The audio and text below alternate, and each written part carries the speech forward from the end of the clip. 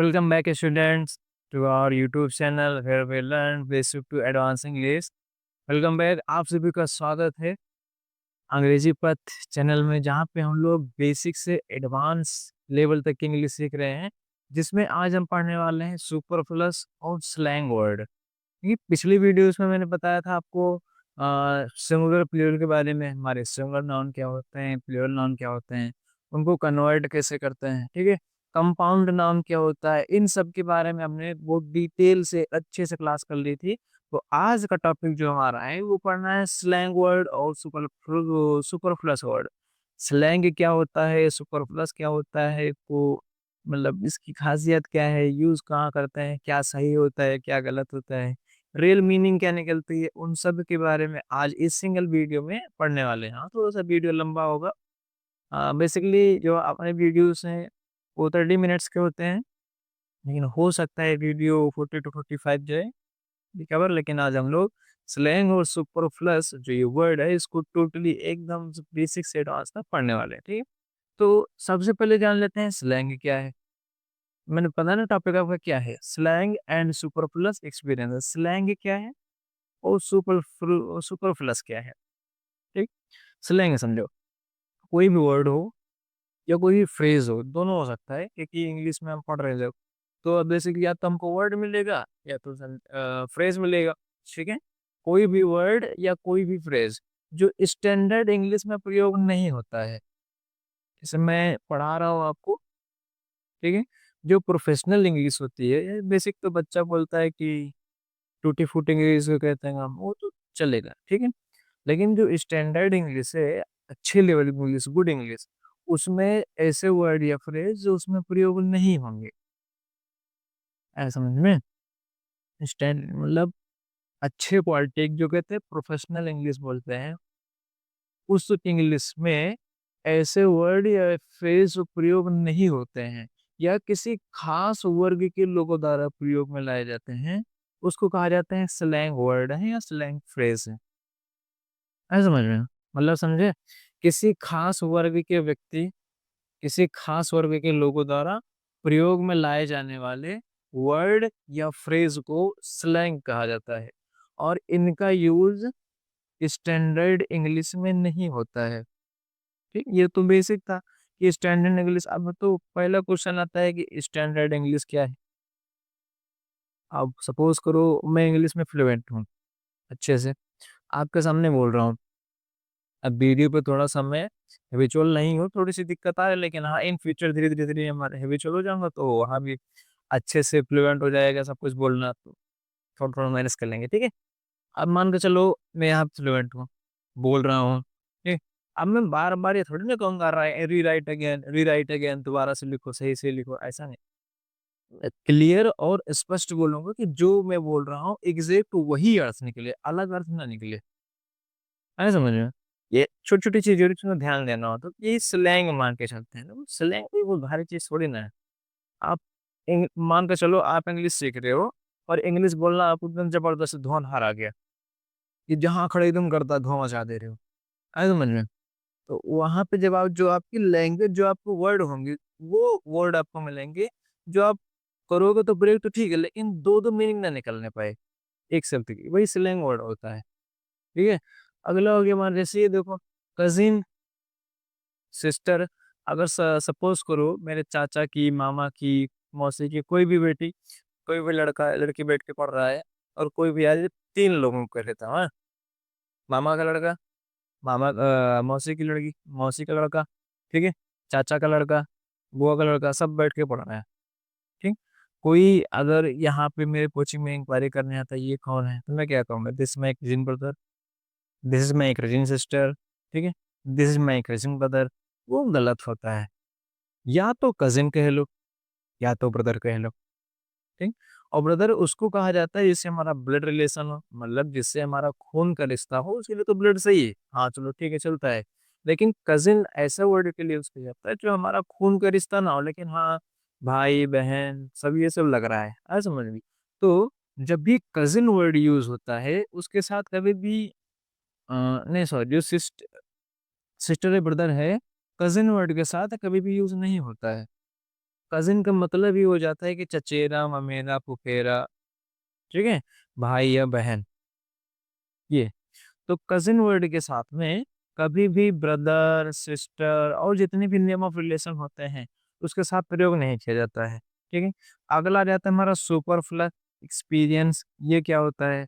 कुछ-कुछ वर्ड आपको ऐसे मिलेंगे जो अपेक्षाकृत आपको अधिक अर्थ देंगे। मतलब कुछ वर्ड आपको ऐसे मिलेंगे जो अपेक्षाकृत आपको मतलब अपनी औकात से ज़्यादा अर्थ दे रहे हैं, सीधा मतलब।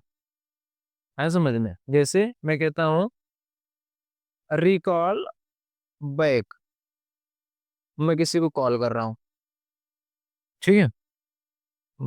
मेरा दूसरा फ़ोन वहाँ दूर सुन-दूर रखा है, बताता मैं। मैं कॉल कर रहा हूँ किसी को, ठीक है?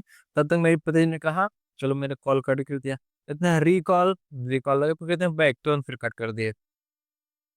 अच्छा, उनका मतलब क्या था कि रिकॉल बैक, दोबारा से फ़ोन लगाओ।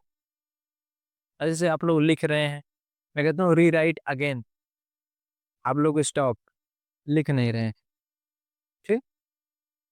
मैं कहता हूँ रीराइट, फ़ोन आ रहा है हाथ में, रीराइट मतलब दोबारा से लिखो, अगेन फिर बंद कर देना है। बंद करके फिर लिखना चलो, फिर तो लिखते रहना है। ये होता है हमारा सुपर प्लस एक्सपीरियंस। मतलब समझ गए? ऐसे वर्ड जो आपको अपेक्षाकृत अधिक अर्थ दिखा रहे हैं, वो हमारे सुपर प्लस हो जाते हैं, ठीक? देखो, अनावश्यक शब्दों के प्रयोग से जो हमारे शब्द बनते हैं, जो हमारे लेटर्स बनते हैं, उनको सुपरफ्लुअस वर्ड कहा जाता है। मतलब जो अनावश्यक अर्थ ही दे रहे हैं, बिना मतलब के लगे हैं। एक वर्ड में काम चल जाएगा, फिर भी मीनिंग बढ़ रही है, वैसे को सुपरफ्लुअस कहा जाता है। ठीक है? कुछ एग्ज़ाम्पल्स भी हैं। एग्ज़ाम्पल्स क्या है, बेसिकली इसमें यही पढ़ना ही होता है, कुछ-कुछ वर्ड है। कुछ मैंने यहाँ पे लिखे हैं, बाकी कुछ अभी आगे देखने वाले हैं, उसको रिमूव करके। और तो यहाँ पे रीट लगभग 150-200 शब्द होते हैं इसमें, ज़्यादा उतना डिटेल में नहीं जाएँगे हम लोग, एकदम मतलब घुस ही जाना है इसमें, इतना पढ़ना है कि हमको आ जाए, बस बाकी फुर्सत, ठीक है? तो अभी तो इतना लिखे हैं, अभी एक बार मैं और ऐड कर दूँगा, एक पेज मतलब एक बोर्ड में, उसके बाद जो भी बचता है वो मेरे नोट्स में लिखा हुआ है ना?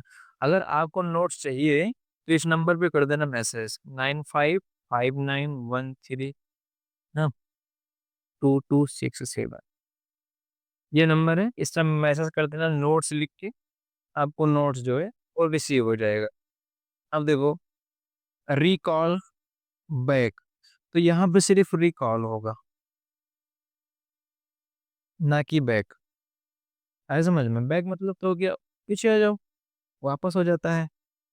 रिट्रीट, बैक तो ओनली रिट्रीट यूज़ किया जाएगा, ठीक है? सपोज़िंग इफ, तो यहाँ पे ओनली सपोज़िंग,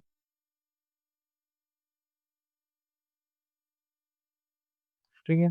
सपोज़ इफ, तो इसमें क्या होता है समझो, कहते हैं सपोज़ दैट, सपोज़ इफ, मतलब सोच लो। सपोज़ का मतलब है तो सोचो, मेरे पंख होता, मैं आसमान में उड़ता। If I have a wings, I would fly in the sky. अगर मेरे पंख होता तो मैं आसमान में उड़ता, ऐसे। तो कोई इफ से भी मीनिंग सेम निकलती है और सपोज़ से भी मीनिंग सेम ही निकलती है। आया समझ में? तो या तो सपोज़ लगा लेना है,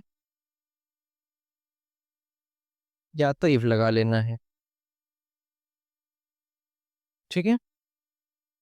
या तो सपोज़ लिखो या तो इफ, दोनों में से एक ही यूज़ किया जाएगा एक टाइम में, दोनों का प्रयोग एक साथ हम नहीं करते हैं।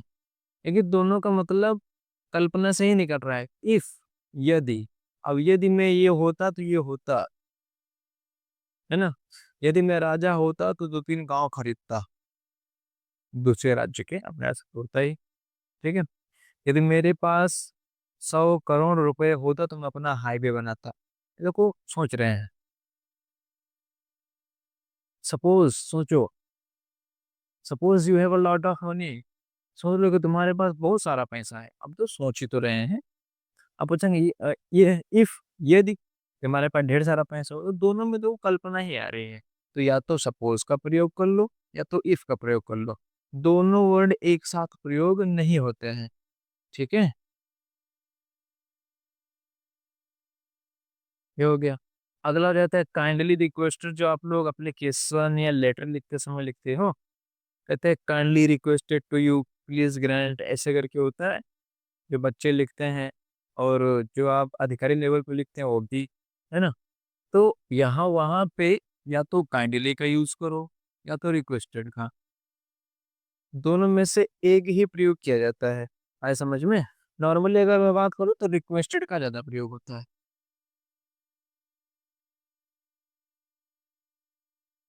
ठीक। काइंडली बहुत कम ही मान के चलो, 100 में से 20-25%, बाकी 80% तुम्हारा ये चलता है रिक्वेस्टेड, रिक्वेस्टेड टू यू। तो या तो आपको काइंडली यूज करना है ना के बराबर, और फुल अगर बढ़िया से लिखना है तो रिक्वेस्टेड लगा लो। ठीक। दो हो गए। जो कहता है एप्लीकेशन में kindly requested to you, no, use only requested word in the application in anywhere that you want to write a good level of English। जैसे आप बहुत अच्छे लेवल पे लिखना चाहते हैं ना, कि हाँ कुछ अन अन मतलब कि अनर्गल अर्थ ना निकले, तो मतलब शुद्ध वर्ड यूज करो। रिक्वेस्टेड एज ए फाइनल या कंक्लूजन। देखो फाइनल का जो मतलब होता है, वो कहता है ना कि सपोज दैट आप पढ़ रहे हो, अभी आपका बोर्ड पेपर चल रहा है, अभी 10th का 12th का बोर्ड पेपर जो चल रहा है, इसी चक्कर में मैंने वीडियो नहीं डाल पाती है, गाड़ी लग जाती है तो वीडियो बन पाती नहीं है, देर हो जाता है, तो उसमें ढेर सारा झमेला है। तो हो सकता है जब तक बोर्ड के पेपर चले तब तक आप थोड़ा डिसबैलेंस हो वीडियो पढ़ने में, लेकिन हाँ धीरे धीरे आपको भर भी रहेंगे। और जब हम लोग क्या नाम है, और क्या नाम, ओबीएस जो सॉफ्टवेयर होता है उस पर अगर आ जाएंगे तो अच्छा ही बैठे बैठे बनाना है, कहीं भी बैठे बना लेंगे ना, कौन सा उसमें शकल बाद में लगा देंगे, कौन सी दिक्कत है। ठीक है। तो ये हो गया, मैं कहता रहा था। हाँ, final and conclusion, suppose that आपने एक साल पढ़ाई की, है ना, कहते फिर आपका रिजल्ट कैसे आया, आपका फाइनल कैसा था। जब कई लोग पूछते हैं फाइनल रिजल्ट कैसा है, यार या तो फाइनल यूज किया करो या तो रिजल्ट यूज किया करो, क्योंकि दोनों का मतलब अंत में बताने होता है कि क्या हुआ, मूवी के एंड क्या था। जैसे कहते हैं नहीं, मूवी भी चल रही है कोई, ये तो उसका फाइनल क्या था, और रिजल्ट अब बाद में चाहे देखो दोनों मीनिंग ही निकल रहा था, दोनों शब्द में से करो सुपर प्लस हो जाता है समझ में। तो फाइनल मतलब क्या हो गया, अंतिम जो एकदम निचोड़ निकलता है, और रिजल्ट वो भी निचोड़ है। साल भर पढ़े, 3 घंटे में आपको मैंने पता लग जाएगा क्या किए हो, कोई निचोड़ है। कंक्लूजन, और जैसे कोई कोई मुद्दा चल रहा है, कोई बहस छिड़ गई, लास्ट में जाके क्या हल निकला हुआ कंक्लूजन है ना। तो या तो फाइनल यूज किया जाता है या तो कंक्लूजन। ठीक। जो कि कंक्लूजन अधिकतर यूज किया जाता है, फाइनल बहुत कम यूज किया जाता है। ऐसा समझ लो, फाइनल या कंक्लूजन वो कम मात्रा में, अधिकतर में कंक्लूजन में जाता है, फाइनल को छोड़ देते हैं। ठीक।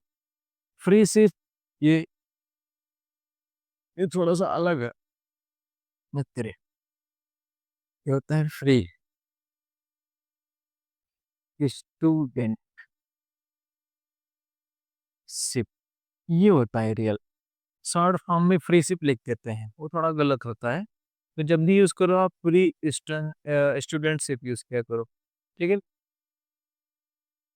ये कौन सा कुछ ओपिनियन, यहाँ पे क्या लगाएंगे, यहाँ पे कॉल का चिन्ह मार देते हैं तब बताते हैं। ठीक है, अभी फ्री शिप का मतलब क्या हो गया, आप लोग वो बता दो क्या नाम है कमेंट बॉक्स में। ठीक है। अगला हो गया हमारा कॉन्सिक्वेंस ओपिनियन। वो ओपिनियन मतलब कहते हैं सलाह जो आपकी होती है, इसका मतलब वही होता है। तो खास करके ये यूज किया जाता है, ओपिनियन बहुत कम यूज करते हैं। ठीक। ये यहाँ पे कंसर्न जो लिखा है हस्बैंड वाइफ, इसका मतलब क्या होता है, जैसे कोई घर में है, पूरा परिवार है, उसमें वाइफ की चलती है हस्बैंड की चलती है, तो कंसर्ट हस्बैंड कंसर्ट वाइफ चलता है।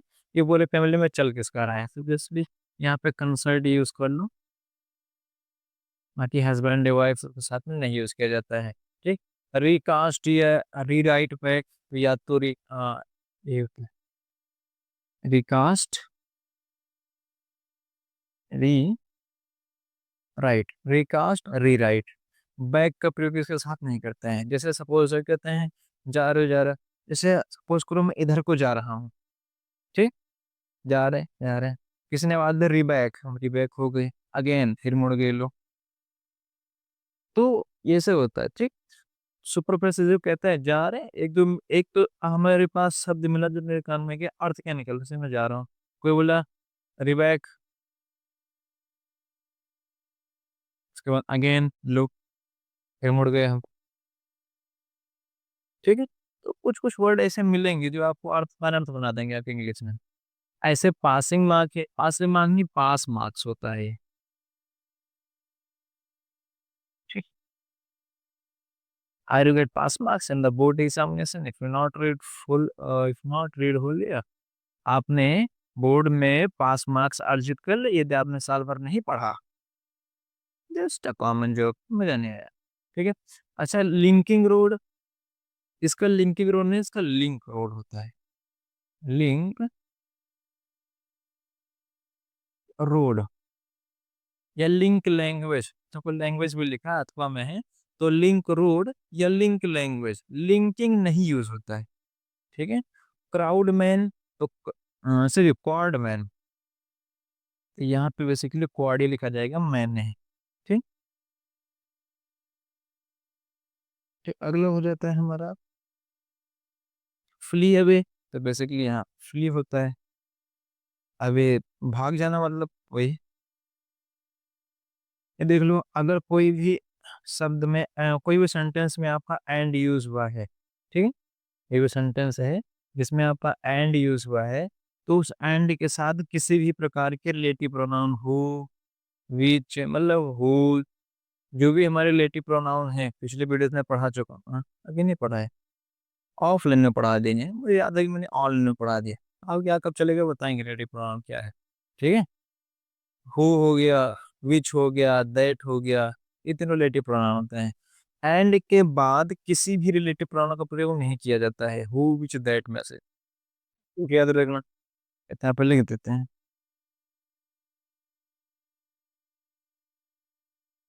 नहीं किया जाता है।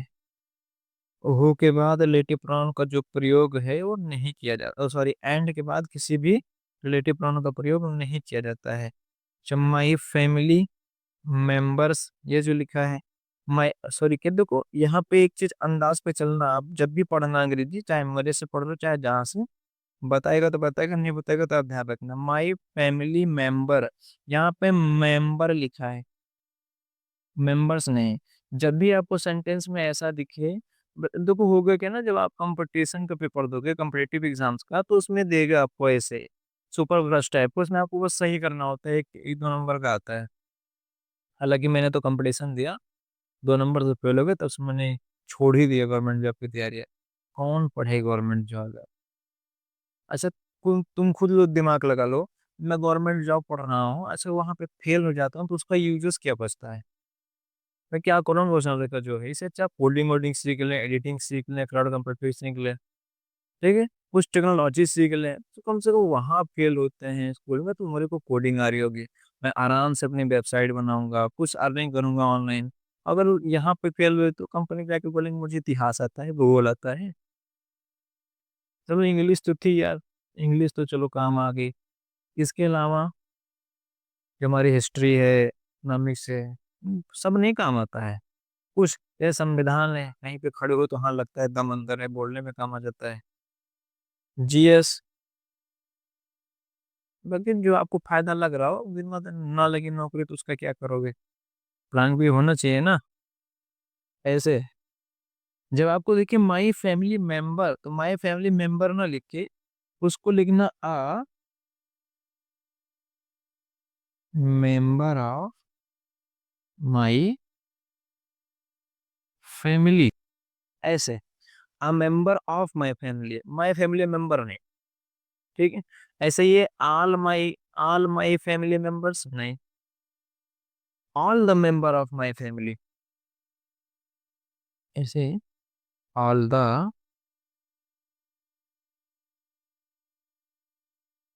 Members of my family, all the members of my family, ऐसे होता है। आया समझ में? तो जब भी आपको देखिए ये आगे ऑल माई फैमिली में मेंबर कुल मिला के आगे रहेगा, बाकी ये जो माई वाई होता है, ऑल होता है, ये पीछे जाता है। ठीक है, फिर इसको करते हैं रिमूव, फिर आगे बताते हैं।